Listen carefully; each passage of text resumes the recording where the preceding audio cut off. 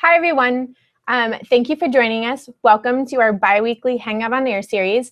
Today, we're going to talk about creative uses of Google Analytics, measuring the full customer journey. So I'm Krista Seiden, Analytics Advocate with Google, and I'm joined today by our special guest, Nico Miceli, who is one of our Google developer experts. So thank you so much for joining us, Nico. Thanks for having me. So before we jump in, a quick reminder, as always, please feel free to submit your questions. So you can do that in two ways. There's the Hangouts on Air chat box, which you guys are all looking at. So you can submit your questions through that chat box throughout our conversation today.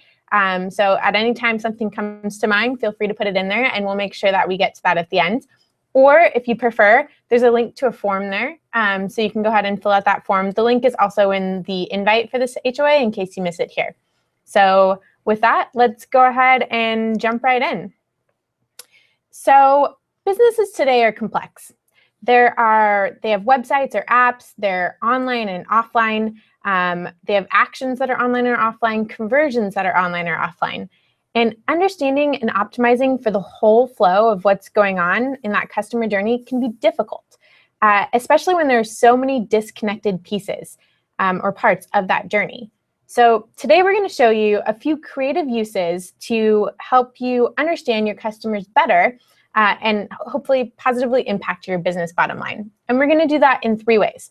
So we're going to talk about better on-page tracking with player APIs, better off-page tracking with the measurement protocol, and better context with visualizations through custom funnels and the GA Sheets add-on.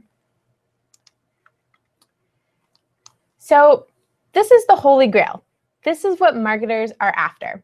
They want to see when somebody comes to their site, does a few things on their site, submits a lead, and goes all the way through their sales cycle to a closed deal. And they want to see it all in one system. But in reality, the sales cycle is both online and offline. And connecting those pieces can be rather difficult. So this is what we can track today. Online with Google Analytics, we have when a user arrives at our site. Maybe they have a couple of page views, maybe they watch a few videos after that, and then they fill out a form and submit a lead. But once that lead is submitted, they kind of go to this black hole of your CRM database or whatever you're managing your offline leads through. And it's a completely different system and disconnected system. So you can't really know how to tie back those closed deals all the way back to your website actions. But again, this is what we want to get to. This is the holy grail that we're after. So before we jump into how we're going to help solve for that holy grail, I have a few questions for you guys. Obviously, these are rhetorical since we're not able to really, I can't see you guys raising your hands. But do think about these as we go forward. So the first question is, do you have video on your websites? And then, are you using player APIs today? And do you feel like you could get more out of understanding what users are doing on your website or with those videos? So if you answered yes to any of that, hopefully you did, then definitely pay attention throughout the next few things that we're going to talk about, because I think there's a lot of value here that you can get. So according to Forrester, spending on online desktop alone is projected to grow 21% every year until 2019. And more than 50% of smartphone video viewers we surveyed said that they use video to help them make product decisions in-store or on company websites. So with that, let's go ahead and jump into using player APIs for better event tracking. So event tracking isn't necessarily new to us, right? We all should know what event tracking is. You have a category, an action, and a label, and you can use those to help you understand the actions that are going on your website, where they're taking place, and the details about those actions that are happening. And we know how to implement events. You could do a basic button click where you just have a send event for a category, action, and label on a button click. Or you can actually get a little fancy and write in a little bit extra code that says, if this happens, then that. So in this case, only send a button click on every third click. And we know kind of what events are on our websites, right? We use them to understand if people are entering things in a form field, or if they're clicking on a certain button or a tab. And there are a lot of different types of players out there. So there's YouTube and SoundCloud and Wistia. And similar to tracking a button click or a form field entry on a website, when users are doing things on these players, we can use player APIs to understand more about the actions that users are taking. And that leads us to the ability to get creative and maybe create our own metrics and then segment by them later on in Google Analytics. So we'll come back to this later, but I think it's really, really cool that we can kind of start to code our own creative uses of API, of events with the API. So player APIs aren't new, right? Developers and designers have known about these for a while, and they've been using them in one way or another. But analysts may not necessarily know about these, right? Because a lot of times it's buried deep in technical documentation. But what we should know is that they do exist and that you can get very creative with them to help you understand a lot more about what your users are doing. So if you do a quick Google search for player APIs, you can actually find a lot of documentation on this, and you can use that documentation to go to your developers, ask them to implement these types of things, and just understand and learn more about what there is out there and what you can do with these different player APIs. So there are a lot of different types of events that we can listen for with player APIs. So for example, here's some that you have with the YouTube player API. So on ready, on state change, on playback quality change, all of these kind of things. So for instance, on state change, you can actually send events to let Google Analytics know that the state of a video has changed from play to pause or to stop.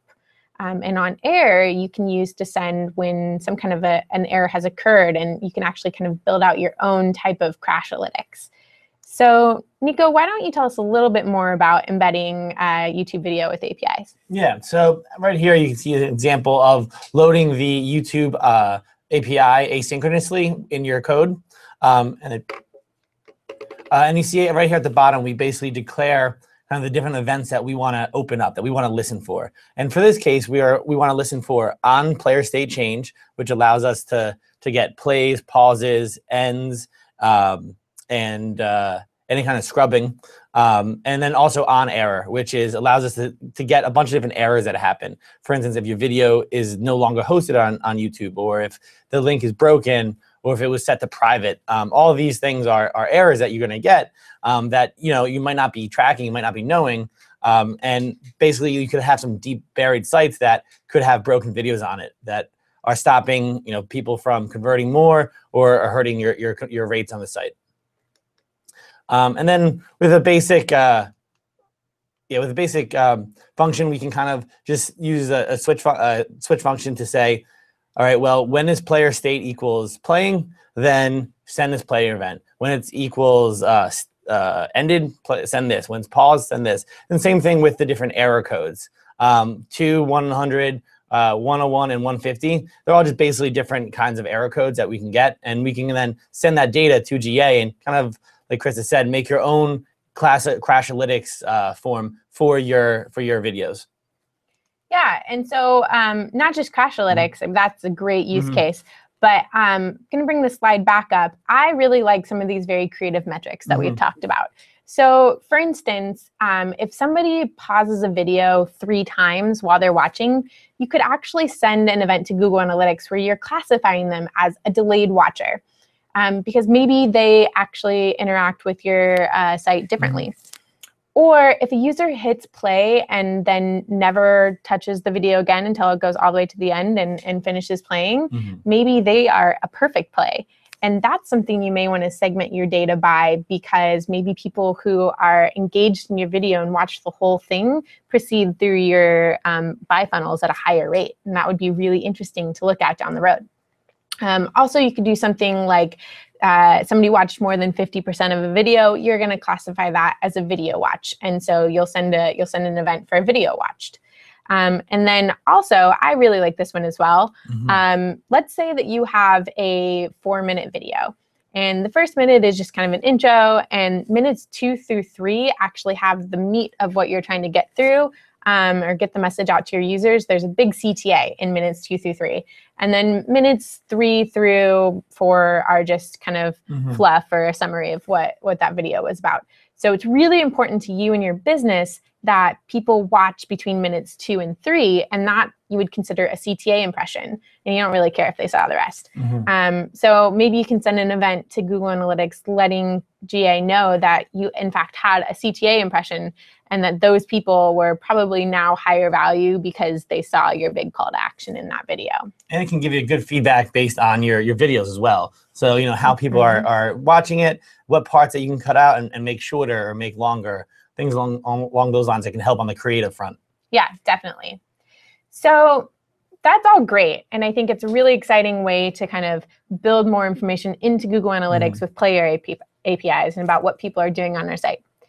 But we still have gaps in tracking, because while it's great to know what people are doing with their videos, if they're then submitting a lead, we still have that gap in our funnel where we don't know what's going on after that lead is submitted. So all the tracking in the world doesn't really necessarily lead to money in the bottom line. So again, what we can track. We know that people now arrive at our site. They've visited a few different page views. We know now that they watched 2 videos, and we got some very useful, creative, custom metrics out of that that we are sending with events, and that they've submitted a lead. But still, again, goes offline, and now we're back in that black hole. So that brings us to trying to fill that gap with better off-page tracking in our funnel. So when somebody submits that view and then it goes to a lead and becomes a marketing qualified lead, sales qualified lead, and a conversion, how can we know more about what's going on there? So we're going to explore that with the measurement protocol. So the measurement protocol is something that allows you to send data to Google Analytics via an HTTP request. And you can do that as any hit type, and you don't even have to have a website or an app to do it. So that's pretty exciting. So that allows us then to dig deeper into this tough part, into this black hole. So Nico, why don't you tell us a little bit more about the measurement protocol? Yeah, so as Krista mentioned, it's just a simple HTTP request to this google-analytics.com/collect endpoint. And then it has about 4 required parameters. One is a protocol version, which is, for right now, always #1. Tracking ID, which is your Universal Analytics account ID, and your client ID, which is basically a unique ID. It's ties to a particular user that we're going to talk about later, as well as a kind of hit type, and that is a page view, an event, something along those lines. And you can add in a ton of other information to this query string as well. These are just the standard information, because you can add in custom dimensions, custom metrics, all these additional things that you want to add in to this call. Cool. So you can actually do a lot of really cool things with this too, right? So for instance, let's say you have a smart TV app. Let's say the Netflix app, and you want to know if people are changing from the comedy category to the drama category. And you can track all of that online if they're using your website to watch Netflix. But if it's a smart TV app, you don't have the same kind of tracking. But you can easily put the measurement protocol in there to actually send those hits to GA in the same fashion, so that you can collect that data. And then you can start to tie together the actions that people take from a smart TV versus a website or the mobile app, and get a better picture of what those customers are doing in all different types of devices. Similarly, if you have, let's say, a kiosk in a museum, and you want to know if people are looking up certain types of information or what are the different displays that people are interested in, you can use the measurement protocol to track hits like that as well. And then also there's point of sale devices, which really make it interesting, when you can basically tie in GA to your point of sale devices in your stores. For example, if someone returns something, you can kind of have that all built in. That someone bought online, they returned it, and it all goes right into GA. As well as kind of see your revenues streams from your point of sale system and also GA, basically both in GA. Also, one of my favorite uses is is web connected devices. So you've done some cool things with web connected devices. I have fun with them. There's our Arduino boards or Raspberry Pis, which are just basic little mini computers that you can connect sensors with. And I've built like a quantified home platform and quantified store office where you can basically make your own tracking devices and then just send the hits to Google Analytics as events, and you can see how many times someone walks by something or opens a door or a window, and then also back-end applications. If you have something that's just running in the back end, but you still want to know what's going on or other updates with it, you can just build in these HTTP requests and kind of get updates, get things when it's crashing or when certain people are doing different actions on it. You can really see that all in GA. It's just like a way to collect the data and using using Google Analytics as the way to display it. So there's a lot of really cool ways to use the measurement protocol. But Nico, how does this actually all come together? Well, good you ask, because that is the client ID that I touched on briefly earlier. The great thing about Universal Analytics is this is a feature that's built into it. This method in there allows us to get the client ID that Google sets, and that's an anonymous cookie ID. It's basically a string of numbers that we can kind of tie towards the user. So when someone basically comes on the site, they have the user ID. That's how we can see how many sessions per user, how many page views per session, things like that. And all we have to do is really grab that ID and send it to our database system. And then basically we can hit it back and forth using the measurement protocol. And basically the cool thing about the measurement protocol or HTTP requests is they're basically just URLs that you're hitting, you're sending data to. And I'll show you an example of the demo. So right now we have that HTTP request copied into this browser. I'm gonna hit enter, and then we can see that an event just came through. And this is the real-time events view, and it says Hello GA Summit Creative Use Cases. So this is an event that I just created on here. I can kind of hit it again, and we see all the different views come through. That's so cool. And actually, last week or maybe 2 weeks ago when we were doing this HOA with Phil Walton from our DevRel team, he was talking about the new hit builder that they've put together that actually helps you put these different URLs together so that you too can easily start to create these different URLs and send these different hits to GA. Yeah, that's on the GA Tools kind of dev site. And site. Yep, it's a great site, and it really makes it a lot easier to kind of create these. Before you kind of had to piece things together, but just one easier step to get this all working. Yeah. So in the slide deck here, we have this URL. Do you want to just break it down for what we're seeing here? So, as you say that, I had mentioned the same kind of features that are necessary for all the hits. We have, question mark starts the query parameter, V1, which is the version 1, the Universal Analytics account ID, the client ID, which I just made up, which is 123. Normally that's, I think, about 16 digits. Then we have what type of thing we're tracking. So in this case, we want to track an event.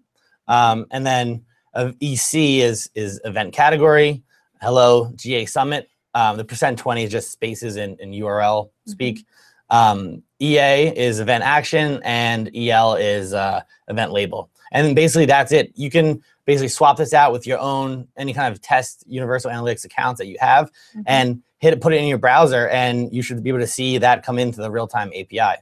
Awesome. That's really cool. So let's just quickly recap and kind of dig deeper into that tough part. So you showed us that when the lead is submitted, we've now sent that client ID to our offline database. And now we have a client ID attached to that.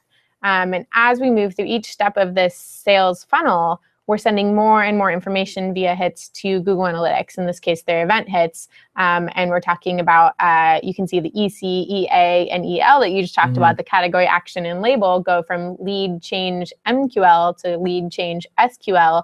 And finally, lead change closed. And we put in an event value in there of $1 million because, of course, we are doing big business here. Yes. So that's really cool. And that now allows us to kind of have this closed funnel loop.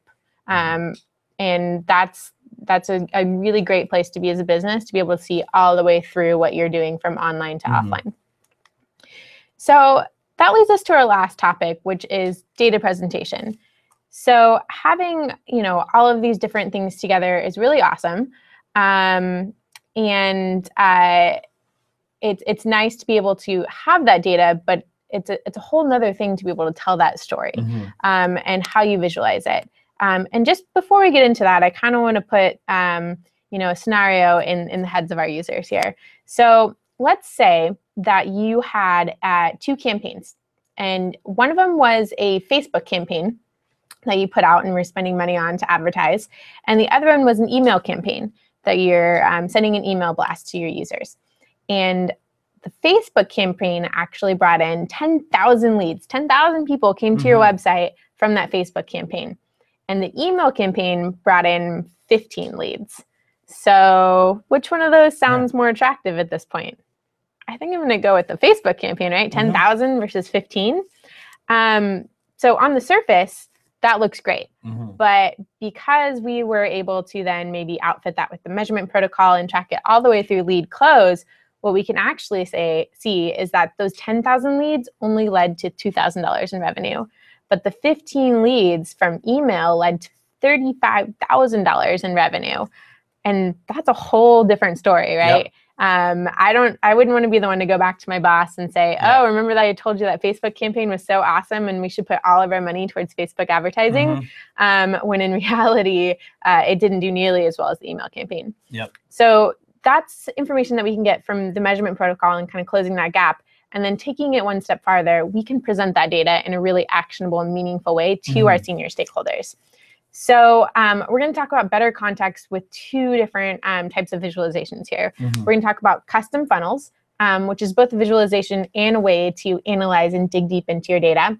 And then the GA Sheets add-on, which is a really powerful tool to build custom dashboards. And Nico has actually built a really, really cool dashboard template that he's going to share with us and walk through. So I'm excited to hear about that in just a second.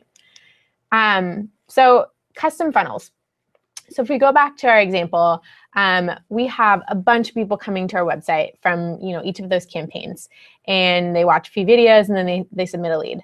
And that's all we used to be able to see in Google Analytics. But this is a cool new way of seeing it. But with the measurement protocol, we actually ended up sending those MQLs and SQLs back into Google Analytics. Now we have a full funnel of what we're doing. But what's so cool about this custom funnel feature, which is a premium only feature, so Google Analytics Premium customers have this new report. It's in the customization tab of Google Analytics, is that you can build these these funnels on the fly. So it's kind of like the old goal funnels in a way, but the old goal funnels, you had to have a funnel step that was a page view or a virtual page view. So you could only use one hit type for that, right? Yep. I remember creating a ton of virtual page views for all those. I totally did that. I would outfit everything with virtual page views in addition to events, just so that we could have it as an option for a goal funnel. So that was kind of a pain. Now with custom funnels, you can actually use any hit type. So events, page views, whatever you want, you can use here in a custom funnel. And then, do you ever remember creating a funnel visualization and you create it and then you have to wait a few days for data to populate and then you're like, oh crap, I messed up that step. We got to do it again. Yep. Or setting it up and okay, now I can get you an answer next Tuesday. But. Yep. Totally. So another great thing about custom funnels is that they are retroactive. So no more of that, set it, wait for data to populate and go forward. And you can, edit these things on the fly. So you really can use it almost as a whiteboard for saying, hey, this step was really interesting. I want to dig in deeper there. Let's see if they're following off or if I add different, different segments into this in another way. So really, really cool. A couple limitations right now. I think you can't actually segment the whole funnel by a Google Analytics segment, and you're limited to 5 steps in the custom funnel for now. But still a very, very powerful tool that I hope you guys are all using if you're premium users. So definitely check it out. Very, very cool. Yeah, especially that. And then with the measurement protocol, you can really see so powerful. Full one. And I always used to tell my clients that, leads don't pay the bills. Money does. So, we might think about leads like you mentioned, but, this right here can really say what is keeping the lights on for them. Definitely. So with that, I'm going to hand it over to you, Nico, because you have something here that I think is so very useful. I know that I've used the Sheets add-on to create very cool dashboards for my stakeholders, and they love it. So tell us more about this. Yeah. So I created this, as an example. One of my favorite features is the Sheets add-on for Google Sheets. And if you take a step back and just think of it as all like relative data, you can really make live interactive resources. And basically what I did here was we used some e-commerce data to show different things, show year-to-date revenue at the top, some big kind of numbers that I know that stakeholders or people like that really want to know. We have some quick changes, conversions, percent changes of like what's happening on the site. And then as you scroll down more and more, you'll see it gets more advanced for the people. We have like, you can add in notes or things that are happening. Also with just all the different charts that you can use in Google Sheets, it really gives you a lot of opportunity. I love the annotation one because you can really add in when things launch and then see the change. Instead of trying to match up, your content calendar with GA and looking at the different tabs in there. Then if you go down more, see revenue over months, and then combining this with the query formula or query function in Google Sheets, we can kind of grab different data sets. So I see right here, if we want to look at just CPC, we can see that's going to shift over. And that refreshed in real time. You can just change it on the fly. And this is because it's just referencing the data that's in in these other tabs that I'll show you. And it's just changing based on what this value is. Cool. And we can change same thing. These date ranges, all that kind of references. These are the exports of it. And then if you look at, this is the reports configuration tab.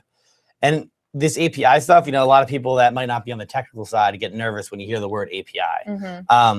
This is all you have to do. It's typing things in cells. And for analysts and anybody using kind of GA or doing data analysis, we love spreadsheets. We're used to them. So what if I told you that you can pull this information? All you have to write is the dimensions, GA date and GA campaign, and then the metrics you want, GA users, GA sessions, and on that GA Dev Tools site that we mentioned earlier, you can get they have a whole list of all the different kind of combinations you can use. And then filters and add segments, all that, everything you can do, basically almost everything in the interface you can pull out of the API, and then change terminology. If you're reporting to higher stakeholders, you might not want to use words like sessions or users just because maybe they don't understand it. So you can change the things to explain how you want to do it. And then I have all the data basically goes into kind of this data tabs, the data mods tab. And this is kind of where I move things around, use a lot of VLOOKUPs and if and then index match functions to kind of build out these tables. And the cool thing about the dates is they're all relative. So if you see right here, it's set to date equals today, and then from the start of this, which is the beginning of the month. And when you can set this to automatically update, go to schedule reports. So you can schedule it to run at like 6 a.m. every morning so that when your stakeholders come into the office, it's already refreshed and ready for them. Yeah, I use a lot of my main reporting in this, and I just have it automatically update. And you can have that. You can also build out, if you see, I'll show you. Right here, the schedule reports to run every day between 4 and 5 a.m. or whenever it's set. Just note that it runs based on kind of where your location is set in Google Analytics. So if you have it on PST, it's going to run on PST, right. Or in Eastern time zone. And then you can also build out other more explanatory metrics. So if you want to have kind of build your whole report and just have these values that automatically populate, I call them my conversion rate sound bites that I use, where it's like a sentence and then just the middle of the sentence is a number that's references to here, so people can kind of read the report. Makes it a lot easier to kind of understand if you're not really in this data day to day to see what's happening and to get it. Yeah, definitely. I think this is super useful. So if we go back to the slide deck really quickly, we actually have a link there to this dashboard template. So Nico has provided this for you guys to go ahead and use for yourself. Go ahead and make a copy of it, change out your analytics profiles, and play around with it, and really get a good understanding of what the GA Sheets add-on can do. It's a very powerful tool. Yep. So, we've talked about a lot. We've talked about using the player API to add event data for what's going on in a video play, and that gives us better context for on-page tracking. We've talked about better off-page tracking with the measurement protocol and sending more data into Google Analytics so that we can tie together online and offline actions. And then finally, we talked about visualizing that data and analyzing that data with custom funnels and with the GA Sheets add-on. So I think all of this kind of helps us really get a better view of what our users are doing and kind of helps us measure that full customer journey. So, hopefully now we've helped you find the Holy Grail, and you can take some of these practices back to your own businesses to improve your own practices with these tools. All these are all the things we talked about live today. So, definitely get started this afternoon. So with that, I wanted to, before we jump into questions, and this is a quick reminder, go ahead and submit your questions in the HOA window. We're going to take all of those questions until the end of the hour. But while you're doing that, I'm going to go over some resources for you guys. So we always have our help center, and that's support.google.com/analytics. There's the Analytics Academy, analyticsacademy.withgoogle.com. We just finished our live Google Tag Manager course in the Analytics Academy, but all of our courses are there and the content is there that you can go ahead and look through at any time. So we have digital analytics fundamentals and platform principles, e-commerce, mobile, and now Google Tag Manager. Of course, there's the GA Premium Google Plus community, which you guys are all logged in through right now. That's a great place to have conversations with each other and with Google, and to get information such as these bi-weekly Hangouts on Air and our tips of the week. And then finally, there's a link to the GA Sheets add-on demo that Nico showed us. You can also get a hold of us at Google Analytics on Twitter, and I'm at Krista Seiden. So with that, I think we'll go ahead and leave that resources sheet up for just one moment. And we will transition into questions. So hopefully you guys have left me a lot of questions. I'm going to pull those up. But while I'm doing that, Nico, is there anything else that you want to add? Yeah, just with the Analytics Academy.withgoogle.com. I mean, those kind of resources are great even if Google Analytics. I've been using it for 5-6 years intensively, and I still go and watch some old videos, and just there's lots of practices that we're used to that maybe when we hit a new client or a new industry that like, okay, what's the way that people are doing, X, Y, Z, and learning this and analyzing this. So I know from time to time, I love going back to those videos and even just the intro ones and refreshing and seeing if there's anything new that changed or any new kind of, things we should learn. Yeah, definitely. We're always updating and working on new courses. So great resource. Yep. Okay, so with that, let's go ahead and jump right in. So we have a question from Camille, and they want to know, while sending CID in the measurement protocol, if people don't need to log in or to sign up, I'm guessing to the website, what should we do? Should we send a temporary CID? And if so, is Google already sending a CID? So that's a good question. And that's actually the example we used was a kind of like a lead gen site. And there's two types of kind of client IDs. There's also a thing called a user ID, which is also used for places where you have to log in and you have an account ID. So with the standard client ID, like the get client ID function that we showed, that brings the GA, or the Google Analytics cookie ID. So that's already a 16-digit string of numbers, and you need that to tie things back to the anonymous user on the site. So once you can grab that, save it as a as a string using JavaScript, and then when you have a submission form or things like that, you can talk to your technical team and have them push that into your CRM. So that ID is actually going to be what you're using to tie things back to Google Analytics. That's the one that basically they have, and if you go through your cookies and things like that, you can see it. And that, like I said, that's how they're able to see how many times you come back and what you do and all things along those sides. Cool. So we have another question, and that is, can I pull data from multiple properties into one sheet and to aggregate all the data?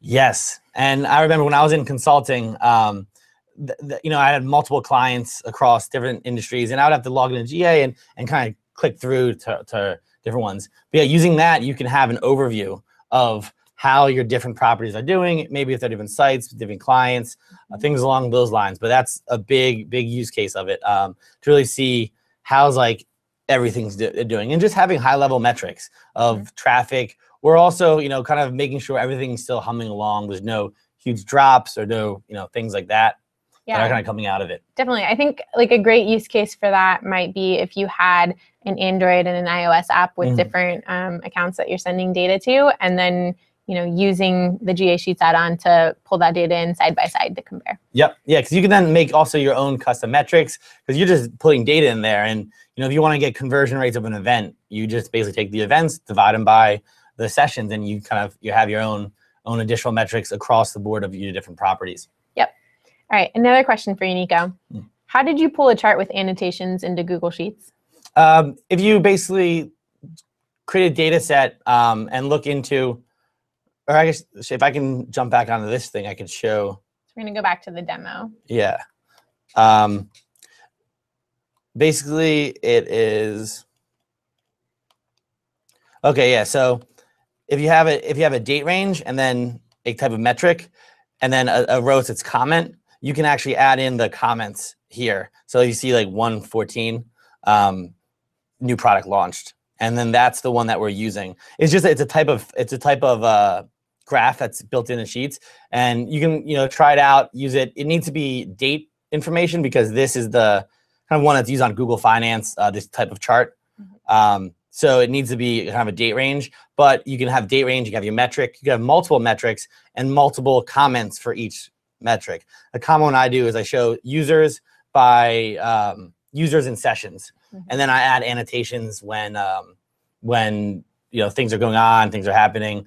You can also have a form kind of connected to the comments section, so your team could add in updates of what's going on, and it automatically jumps in and populates into there. Oh, that's really interesting. I didn't realize you could do that. Very cool. So another question. This is a little bit broad for the session, but we'll try. Attribution modeling is hard to get right. Any advice on how to attack attribution modeling? And I'm guessing that's kind of with the things that we've talked about, such as the measurement protocol and visualizations. Yeah, so I think you have to really understand kind of what you want to learn from it. Instead of a lot of people jump into attribution because they kind of just want to explore, where attribution is a lot easier when you kind of know what question you want answered. And saying like, I want to know, are people converting down the line from paid or from organic? And really kind of ironing out those details and then jumping into it just to answer that question. Instead of having it be a kind of like a what's going on thing, you want to test against kind of an idea or maybe a hypothesis that you have. And it makes it kind of simpler to wrap your head around the attribution, but also build these models and know which model to pick. Yep. Because I think there's about 5 different models you can change in Google Analytics. And then plus there's a ton more if you want to get into like the statistics side of it. And then just there's so many opportunities, and none of them are technically wrong. But and that's what the hard part is figuring out which one's the most right, I guess, for your needs. For your business. Yeah, for your business. Because what's right for your business is probably going to be very different than what's right for someone else's. And what's right for your question that you want answered. Yeah. So I've got one more question here. So if you guys have any more questions, get them in now, last chance. And that's, Nico, I really want to hear kind of what your favorite use case that you've seen of the measurement protocol is. Like what's something really creative? And if that's tied to a visualization, even better. Yeah. So I love, for professional reasons, for like business, of really why the measurement protocol was used. I really like connecting it to databases, offline systems, CRMs, and really kind of building out that full funnel that we talked about. Kind of creating that closed loop reporting kind of asset. Other cool things I saw was on Stack Overflow, I saw someone posting about SDKs, software development kits for smart TV apps, which is one of the examples we mentioned earlier. And then there isn't one for some of like the more smaller smart TVs. We have Android TV apps because that's just Android. And then same thing, we have iOS SDKs. But for these other kind of programs or systems we don't have, you can really build your own collection system using it. You just have to build it into your system of when things load, you have a callback or some kind of function that fires and sends this there. And you can do that. And then for just the fun side is on my blog, nicomiceli.com, I wrote up all how-tos of kind of create tracking with Arduino boards and Raspberry Pis and motion sensors, so you can kind of see when things are happening. I built a motion sensor into my brother's cat's kind of play obstacle course thing. So we want to know if the cat's really using it. He spent a lot of money on it, and because it didn't seem like he was, but he works a lot. So we kind of just added a bunch of motion sensors on it, and turns out kind of it wasn't really using it, but we were able to track that, and mostly in the daytime when my brother's at work to know, and we can visualize that all in Google Analytics. And once again, it's a great free program that you guys can have fun with this and get a little bit more into like the building maker kind of hacker movement. Well, there you go. If you want to figure out if your cat or your hamster is playing with their toys, the measurement protocol is a way that you can do that. Yeah. Well, thank you so much for joining us. For joining me again. We actually did this session live at our Google Analytics Summit earlier this year, about 2 months ago, and it was great then, and it was great again. So thanks for having me. Thank you. And thank you guys for joining us. Join us again in 2 weeks for the next one, and we'll see you then. So thank you very much. Bye. Bye.